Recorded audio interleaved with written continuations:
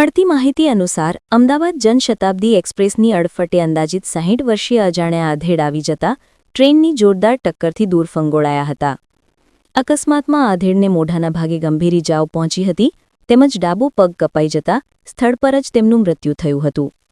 ઘટનાની જાણ થતાં જ ટ્રેન ડ્રાઈવરે રેલવે તંત્રને મેસેજ આપ્યો હતો, જેના પગલે ચાંદોદ પોલીસ તથા રેલવે પોલીસ ઘટના સ્થળે પહોંચીને તપાસ શરૂ કરી હતી.